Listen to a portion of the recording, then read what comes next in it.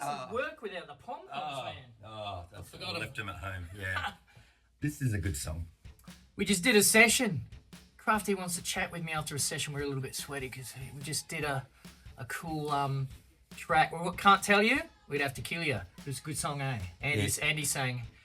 And they just left the room, so... Yeah. Bye. Yeah. But we're here now talking about Mickey, which I didn't really know that much about. I learnt a little bit about it maybe, I don't know, a few months before this moment, because me and a mate, we put together a show. It was called One Hit Wonderful. Yeah. So all of these one-hit wonders, I went nuts getting really into like, well, what makes a one-hit wonder and who were the biggest one-hit wonders, and some one-hit wonders that I thought were one-hit wonders had other hits in other countries that weren't. We still have one-hit wonders now?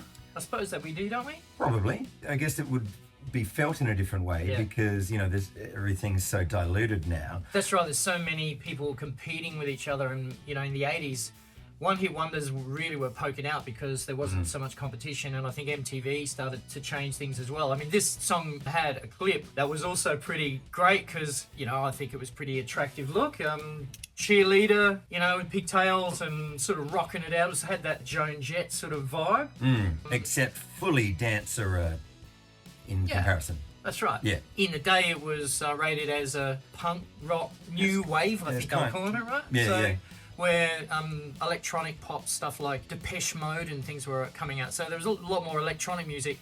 But they did use synthesized guitars, they say. So I Is this remember on that version? on or that on version, on hers. So on her version, so I think it might have been, Roland brought out a synthesizer guitar, a MIDI guitar called G707, I think it was, or a GR707.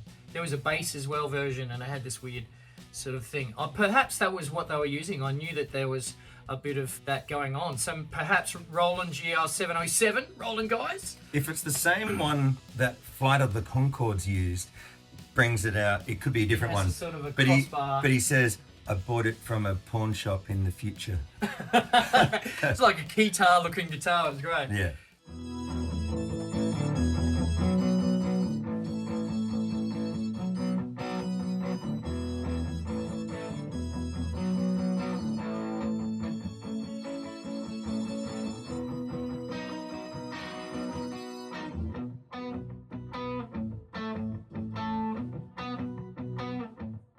To me, I always thought that there was going. I thought it was claps, but it is the actual guitar noise the guitar that you're playing. with it. Yeah. Check. I thought it was like lots of kick drums.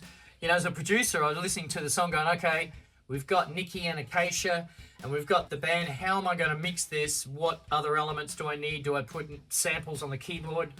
But in the end, it was the guitar sound that makes that sort of clocky. Sounds like 100 clogs. Yeah. Which I didn't realise I was just doing a little bit of prep the day before and watching, you know, someone on YouTube do it. And is that how they do it? But as I was leading to... You might have been might have been spam. It could have been, yeah. But I mean, like, if you listen closely, it's like, yeah, it could be that, yeah. And so that big beat... Yes.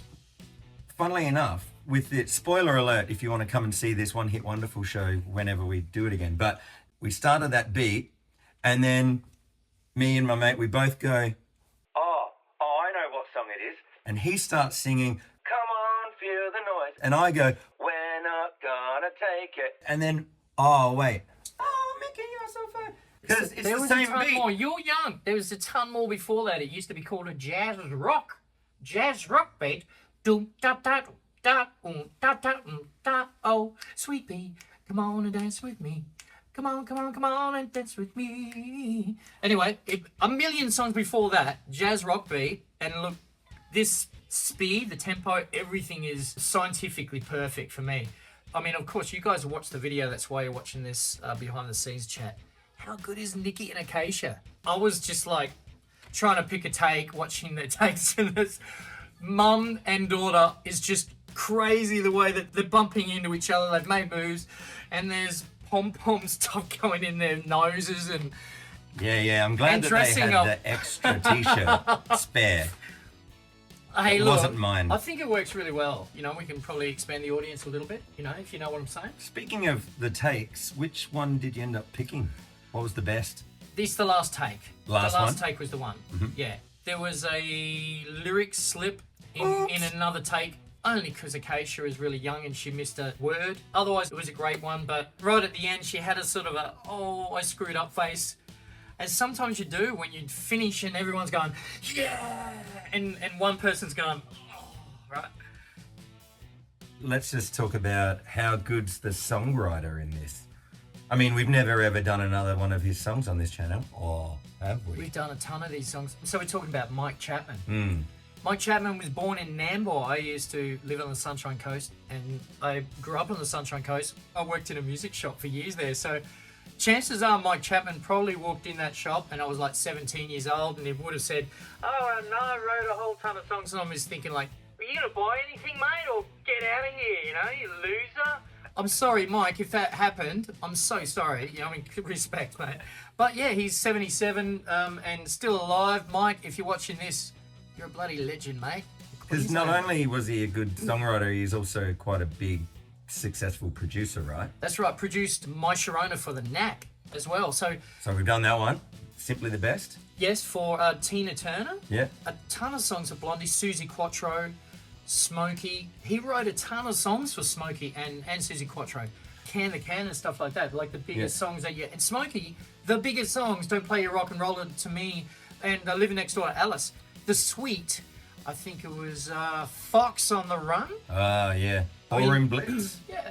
These songs were Mike Chapman tracks. He had that sort of punk rock, new age vibe about his writing, and Kind of glam, I guess. yeah, I think that's, you know, so Mike really was edgy in his writing, and everyone wanted an edge, especially when electronic music was on the rise and rock songs needed to poke through, and everyone was really going for that. Toni Basil is a girl with a lot of gusto. She really belted this song out like Janis Joplin. She had that belting, and she could sing, but she's jumping around as well like it's cheerleader and banging out these, because I saw some live clips, and she really gave it a great shot. Sang well. Did you know that she, in her well into her 70s, is still dancing, doing all of those things that I can't do? And she, a few years ago, she was the choreographer for the dancing in Once Upon a Time in Hollywood, the Quentin Tarantino film.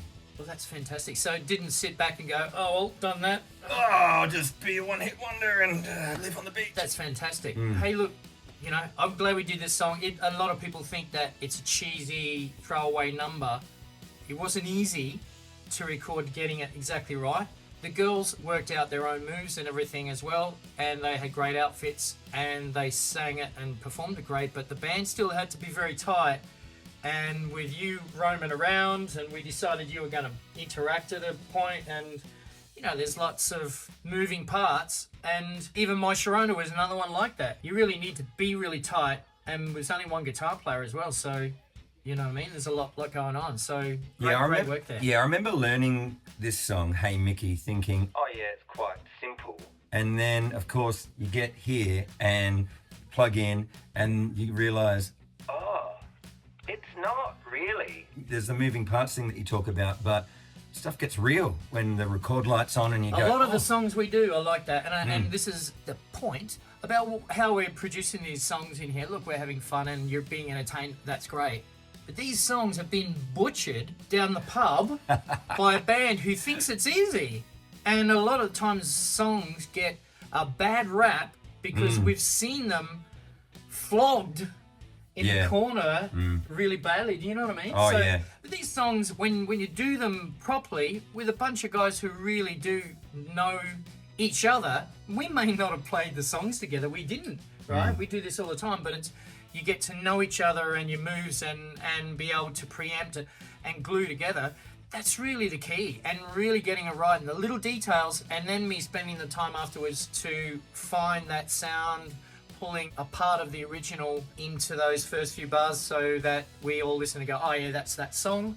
You know, there's a bunch of different elements, but these are big hits, and I'm so glad that, you know, I've got a great group of crew that can do this. It's heaps fun. You're pushing the chugs a little bit harder than that too, right? That's a little bit. When I sing, Oh, yeah. I think you know, because Yeah, your a bit sound's more. a little bit more. Yeah, is that all right? I almost wonder if your telly would be better. Doesn't bother me. I Shall I love try? the look of that. Love the look of it. Let's listen and see what we think. Oh, here, just do it now before Mars. Yeah.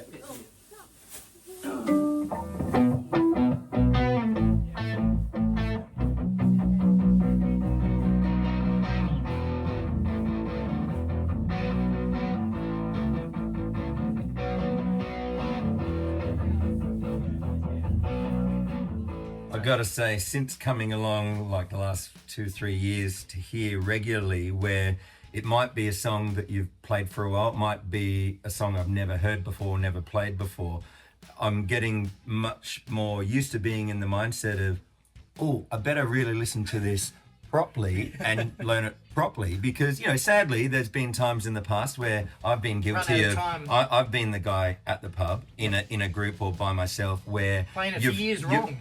Either that, or for whatever reason, maybe you didn't have the time to, you know, or maybe the wrong guidance. Somebody showed you the wrong way, or you saw them doing it wrong. And then, so I'm trying to, thankfully, with this situation, be in a better mindset and a better discipline to be able to go, oh, it's those little 1%ers that just help. There's more make to the it. song, Yeah. And this is why misheard lyrics is a thing. Because for years and years we think that that line is that line, and it's not. And for years we even play in as bands, because I'm old enough to have learnt that song back before the internet, where I could check my lyrics, and I'm getting them off a cassette and trying to play it backwards and forwards and writing it down, and I misheard them, and that was the way I sang it for years and years. I've done that so many times, and Oh, you know, Ricky, you're so wine. Drink some wine. Hey. well, what a great track. I had fun mixing this one too, because I'm trying to get that slick, pumping, you know, 80s thing happening, and this crunchy sound was fun grinding out as well. So I'm glad that we all clapped. Those claps really did come in handy. I think when it comes down to it, there are a lot of people watching this saying there were other guys in that clip, you know. When you see two hot girls jumping around in, you know, cheerleaders outfits with pom-poms, makes us wonder why we're here really talking about this. Yeah, well, I mean, is anyone even watching this video? How many views has it got down here? Not many.